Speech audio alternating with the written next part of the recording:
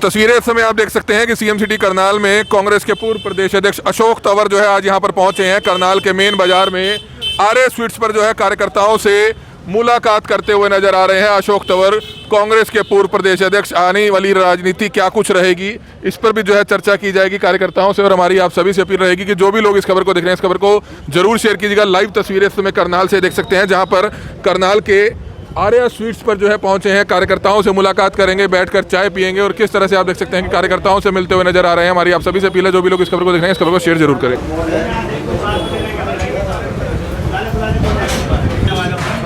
आओ जी आओ। तो ये तस्वीरें देख रहे थे, कांग्रेस के पूर्व प्रदेश अध्यक्ष अशोक तंवर जो है एक बार फिर से करनाल पहुंचे हैं और कार्यकर्ताओं से मुलाकात करते हुए नजर आ रहे हैं। यहां पर पहुंचे हैं करनाल के आर्या स्वीट्स में, पहले भी यहां पर पहुंचे थे। बड़ौदा चुनाव पर जो है उनसे बातचीत करना चाहेंगे। सर, क्या कुछ कहना चाहेंगे कि कांग्रेस की तरफ से जो है टिकट की घोषणा की गई है, तो इस पर क्या कुछ कहना चाहेंगे? आप सब करनाल के साथियों के साथ नाश्ता करने के लिए यहाँ पर पहुँचे हैं और जैसी चर्चा है वो यही है कि कुछ बाहर से आयातित जो है उन लोगों को कांग्रेस उम्मीदवार बनाएगी। क्या होगा वो तो एक अलग बात है, लेकिन पहले भी 2014 का जब चुनाव था तब भी आदरणीय श्री कृष्ण हुड्डा जी, जो अब हमारे बीच में नहीं रहे, जिनके देहांत से ये उपचुनाव आया है, उनकी 2014 में भी कुछ लोग टिकट काटना चाहते थे, लेकिन उस समय भी हमने स्टैंड लिया तो उनको टिकट मिली थी। और अब जब उनके उससे आकस्मिक निधन से ये सीट खाली हुई है, तो सबसे पहले तो हक बनता है परिवार का। लेकिन कुछ लोगों को कुछ लोग पसंद नहीं आते, वो हमेशा उनके हितों के ऊपर प्रहार करने का काम करते हैं। बाकी तो आगे देखेंगे, लेकिन साथ साथ भाजपा और कांग्रेस साठगांठ करके चुनाव लड़ रही है, ये मैंने पहले भी कहा है और आज उन्हीं की वजह से ये सरकार भी है। इस चुनाव में भी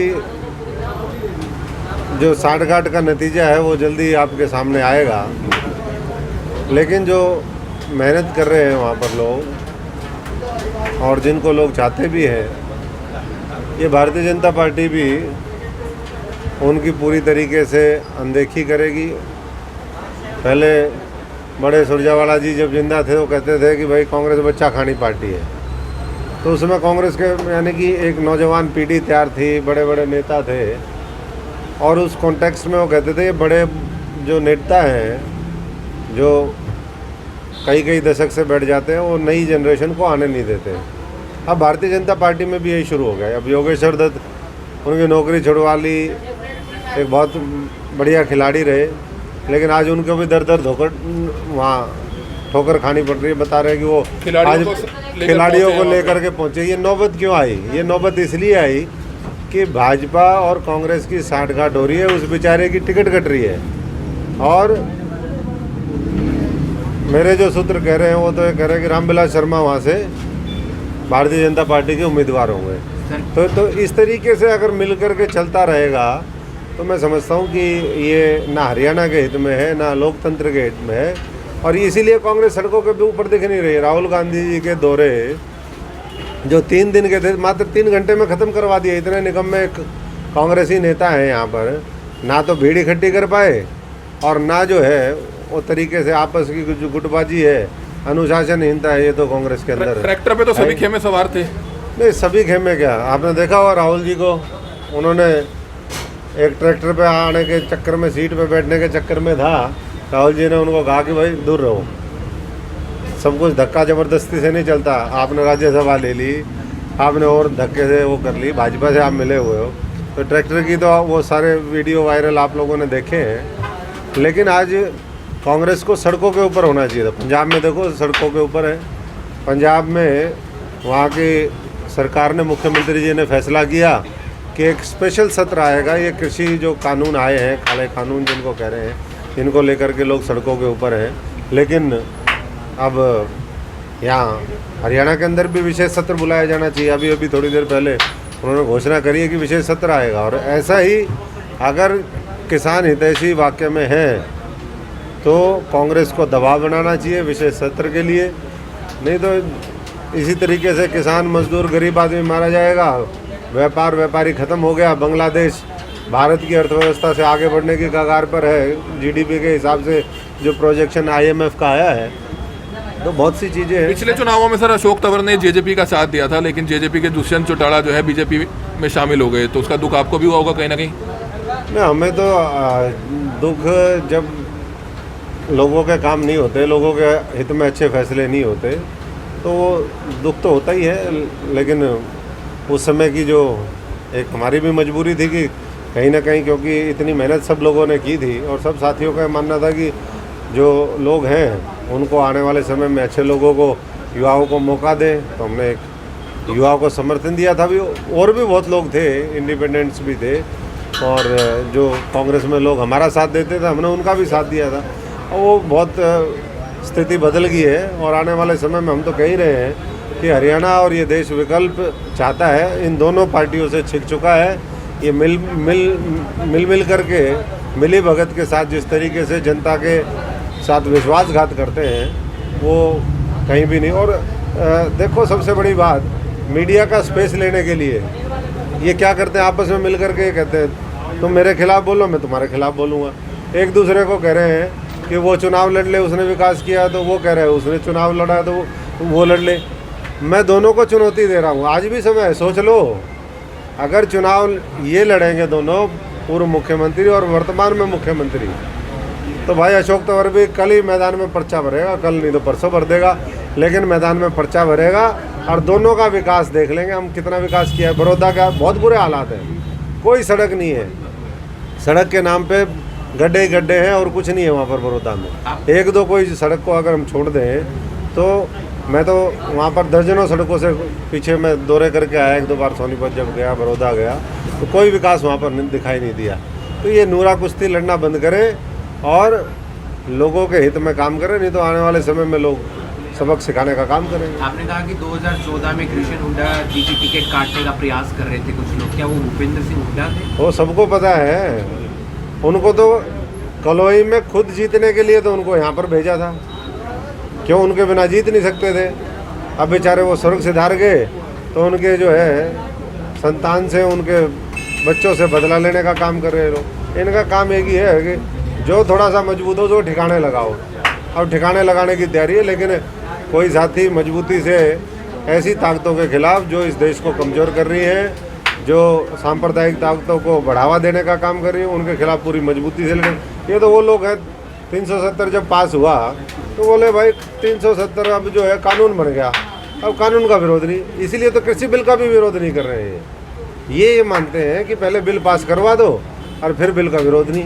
आपने कहा कि आप चुनाव लड़ सकते हैं बड़ौदा हल्के से, तो क्या राजनीतिक पार्टी बनाएंगे या बतौर आजाद उम्मीदवार? मैं तो अभी तो कौन सी राजनीतिक पार्टी 2 दिन में बनेगी। हम तो विकल्प जो है लोगों से सलाह मशवरा कर रहे हैं, लोगों का रुझान पूरा है।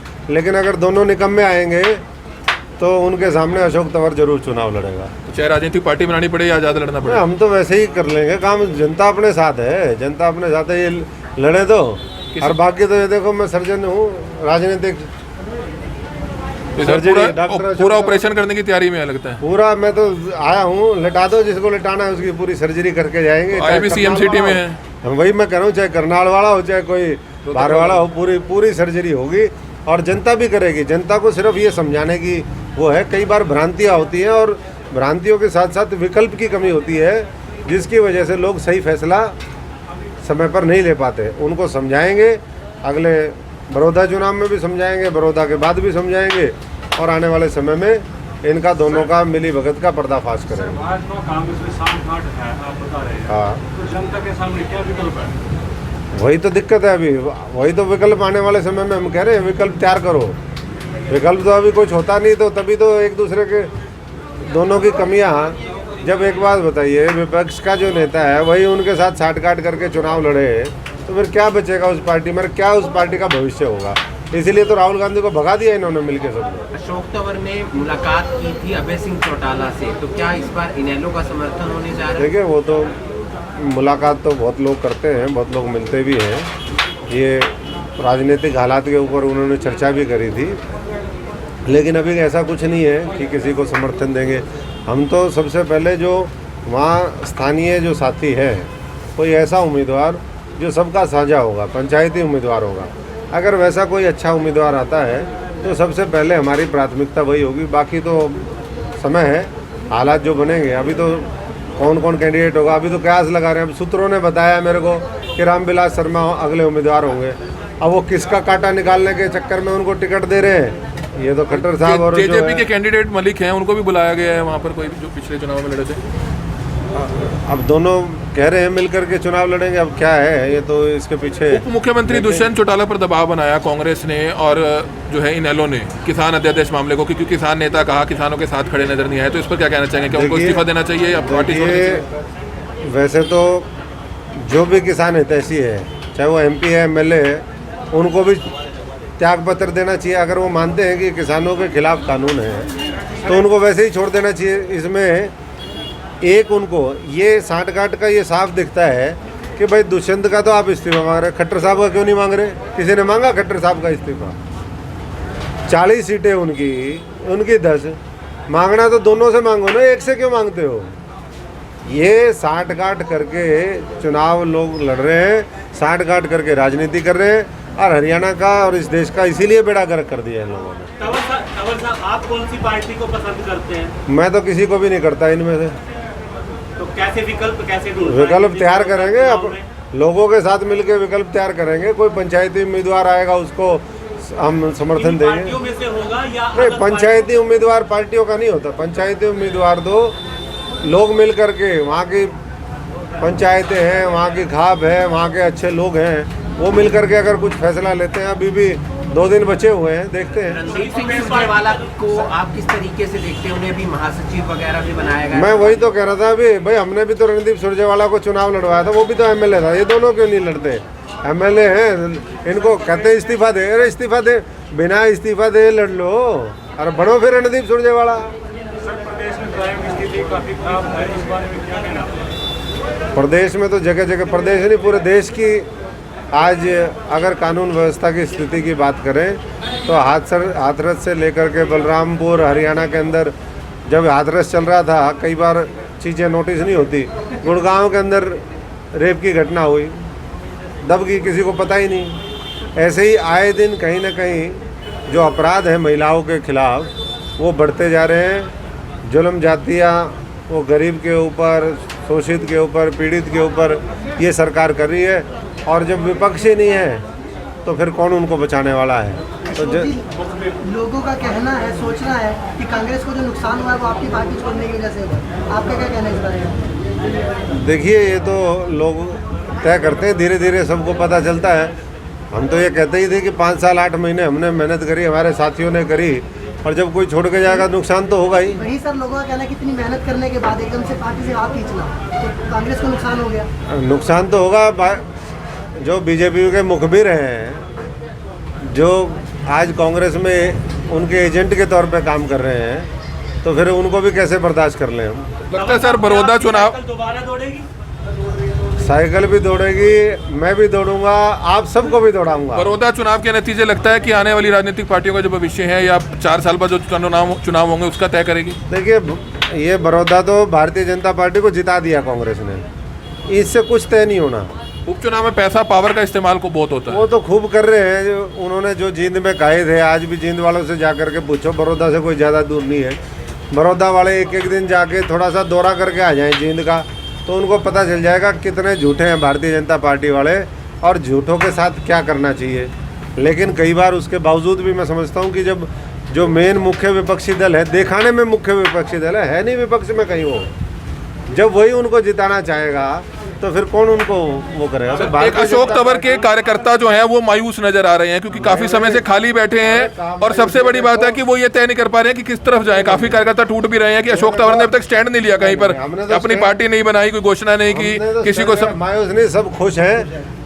खुश इसलिए हैं कि इतना काम करने के बाद जिस पार्टी को अपने अच्छे, लॉयल, मेहनती, संघर्षशील, ईमानदार लोगों की या वर्करों की कदर नहीं है, उस पार्टी का नाश होना तय है। और ये तो प्लान क्रैश होगा, और उस प्लान से हमने, ऊपर वाले ने हम सबको निकाल लिया, बचा लिया। तो हम तो ये कहते हैं ऊपर वाले बहुत बहुत धन्यवाद, आपका आशीर्वाद बना रहे। हम तो भाग्यशाली लोग हैं, निर्भाग है जो वहाँ पर बचे हुए हैं। अरे वो मरना ही मरना है उन्होंने, राजनीतिक तौर पे उनको कोई नहीं बचा सकता। तो ऑपरेशन करेंगे किसी का? कांग्रेस से बदलाव होता है तो क्या आप वापसी करोगे? कुछ नहीं, कौन सा बदलाव, क्या बदलाव करेंगे? जिनके जेब में 1-1 लाख करोड़ रुपए हैं, हजारों करोड़ रुपए के जिन्होंने भ्रष्टाचार करे, उनको बदल सकते हैं? उनको हटा सकते हैं क्या? एक गुलाम जाने से दूसरा गुलाम आने से कुछ फर्क पड़ना है? कोई फर्क नहीं पड़ना। DNA की हर रंग का मास्क है, तो सही सारा कर रहा है क्या? नहीं, हरा रंग का क्या, ये तो सर्जरी का है। मैं डॉक्टर हूँ, राजनीतिक डॉक्टर अशोक। तो हम ये सारे नहीं करते। मैं ऐसा आदमी नहीं हूँ कि जींद चुनाव में रणदीप सुरजेवाला को हराने के लिए मैं कप प्लेट में चाय पी जाऊँ। अरे कप प्लेट ले आओ भाई, कप प्लेट। तो कांग्रेस के लोगों की वजह से ही हारे थे? तो बिल्कुल हारे थे, इसमें शक क्या है? बताओ किसने काम किया? मैं तो 22 दिन था, नहीं तो भाई की जमानत जब्त करवा देते हैं लोग। तो सर सवाल भी मेरा यही था कि आपके छोड़ने की वजह से कांग्रेस को नुकसान हुआ। अरे भाई, जब कांग्रेस पूरे देश को नुकसान कर रही है तो कांग्रेस का नुकसान देखे, देश का देखे, जनता का, किसान मजदूर का, गरीब का वो देखे। नौजवानों की बेरोजगारी बढ़ती जा रही है, उनका दर्द कांग्रेस के दर्द से ज़्यादा बड़ा है, हमारे सबके दर्द से बड़ा है। और उस दर्द को दूर करने के लिए हम पूरी मजबूती से और ज़्यादा ऊर्जा के साथ निकले हुए हैं। तंवर साहब, हरियाणा सरकार बड़ौदा के अंदर विकास की गंगा बहाने के लिए दे धड़ाधड़ प्रोजेक्ट ला रही है वहाँ पर, तो क्या लगता है कि बड़ौदा की जनता सरकार के बहकावे में आ जाएगी? इनको, खट्टर साहब को या इनकी सरकार को ये नहीं पता था कि बड़ौदा भी पहले भी इस हरियाणा में है, इसी धरती पे है। तब इन्होंने 6 साल इनकी सरकार को लिए, पहले 10 साल एक राज कर गया। और बड़ौदा का हाल देख लो, तब वहाँ के लोगों को यूनिवर्सिटी की ज़रूरत नहीं थी, तब वहाँ के लोगों को IMT नहीं दिखाई दी थी, तब इन्होंने क्यों नहीं IMT? आज कह रहे हैं घोषणा, हम यूनिवर्सिटी बनाएंगे, IMT बनाएंगे। IMT खरखोदा जो नज़दीक है, KMP पे है, हाईवे पे 10 साल हो लिए घोषणा करे हुए, आज तक वो तो बनी नहीं इनसे। ये IMT एक डिस्ट्रिक्ट में 2 बना देंगे। अरे झूठ बोलो तो कम से कम ठीक तो बोलो, मोदी की तरह तो बोलो, जिस पे थोड़े दिन के लिए लोग विश्वास कर ले, बाद में तो वो भी एक्सपोज होना है। अब 20 लाख करोड़ रुपए कहते थे हम देंगे कोरोना के टाइम में, 70 लाख से 74 लाख क्रॉस कर गए लोग, 75 लाख कोरोना पॉजिटिव केस हो गए भारतवर्ष में, लेकिन 20 लाख करोड़ तो कहीं आया नहीं, कहीं सड़कों पे दिखता नहीं। आखिरी में लोगों ने भाई अपनी घर में ही इम्यूनिटी बढ़ाई, एक्सरसाइज करी, दोबारा मैदान में निकले, तो अब कुछ थोड़ी सी अर्थव्यवस्था, कोई गाड़ी चलनी शुरू हुई है, वरना तो मार दिया था इन्होंने। तो मंडियों में देखो क्या हाल कर दिया। और ये बिल भी अडानी, अंबानी और 1-2 और जो है इस तरीके के लोग, इनको फ़ायदा देने के लिए लेके आए, किसी और के लिए नहीं लेके आए। और आने वाले समय में जो कुछ करेंगे, जैसे गीता पे शपथ रखते हैं ना, ऐसे ही मोदी जी ने शपथ ले रखी है और उनके चेले सारे उसको इम्प्लीमेंट करते हैं, चाहे वो मुख्यमंत्री हो अलग अलग प्रदेशों के, चाहे उनका केंद्र का मंत्रिमंडल हो। कहते हैं गीता पे रख के मैं कसम खाता हूँ, जो कहूँगा, सच के सिवा कुछ नहीं कहूँगा। ऐसे ही इस सरकार ने संविधान के, जो बाबा साहब का संविधान था, उसकी कसम नहीं खाई। इन्होंने ये कहा कि भाई हम जो करेंगे अडानी अंबानी के लिए करेंगे, उसके अलावा किसी और के लिए कुछ नहीं करेंगे। ये ऐसी सरकार आई हुई है। उपचुनाव की बात की जाए तो कहते हैं कि जिसकी सरकार होती है कि पूरी जान झोंक देंगे, सारे MLA मंत्री सब वहाँ होंगे, तो उपचुनाव वही पार्टी जीतती है, ये कहाँ तक है? भाई साहब, मैं तो खुद कह रहा हूँ, ताकत उन्होंने नहीं झोंकी हुई, ताकत कांग्रेस ने झोंकी हुई है उनको जिताने के लिए। आप समझ नहीं रहे बात को। जब पूरी कांग्रेस विपक्ष मिलकर के कोई चुनाव लड़ेगी और बाद में क्या कहते, अरे भाई वो तो चुनाव जो था ना, ये तो बाई इलेक्शन था, ये तो सरकार का चुनाव है। अरे ये क्या मतलब, हमने भाई रतिया जीता था 30 साल बाद, हमने छीना था वो। तो लोग तो जो है पहले से भूमिका तैयार करने में लगे हुए हैं, लिपा पोती होगी। ये चुनाव मात्र एक औपचारिकता है। इसमें भारतीय जनता पार्टी का उम्मीदवार, जो अभी सूत्र कहते हैं कि रामविलास जी होंगे, ये रामविलास जी का भी कांटा, विज साहब का कांटा निकालने के लिए कर रहे हैं उसको। और कोई राजनीति, बड़ी गहरी राजनीति। अब क्या क्या आपको बताऊं मैं 15-20 मिनट के अंदर। ये तो कई सेशन लगेंगे, कई दिन लगेंगे, तब जाकर के इनकी पोल पट्टी खुलेगी। और आने वाले 4 सालों में यही हमारा अभियान है। तो अशोक तंवर अपने हुक्म का कब खोलेंगे? देखो, अपन तो खुद जो है, हमने तो अभी तक गुलामी करी है, कांग्रेस की गुलामी करी। तो इक्का तो अब जब आएगा तब खोल देंगे। अभी इक्का कहाँ अपने पास। चीरे देख रहे हैं कि कार्यकर्ताओं से मुलाकात करते हुए और उनके साथ जो है चाय पीते हुए, नाश्ता लेते हुए अशोक तंवर जो है नजर आ रहे हैं। लस्सी, करनाल की आर्य स्वीट्स की लस्सी लेते हुए नजर आ रहे हैं। पहले भी कई बार यहाँ पर इस दुकान पर जो है अशोक तंवर पहुंच चुके हैं और आज आप तस्वीरें देख रहे हैं कि किस तरह से कार्यकर्ताओं से कुछ समय करनाल में व्यतीत करने और एक प्रेस कॉन्फ्रेंस को भी जो है संबोधित उन्होंने यहाँ पर किया और जमकर जो है सरकार पर जहाँ हमला बोला, वहीं आप देख सकते हैं कि अपनी पहले पार्टी रही कांग्रेस पर भी जो है कई निशाने साधे। और इस समय लाइव तस्वीरें आप देख सकते हैं। हमारी आप सभी से अपील रहेगी कि जो भी लोग इस खबर को देख रहे हैं इस खबर को जरूर शेयर करें।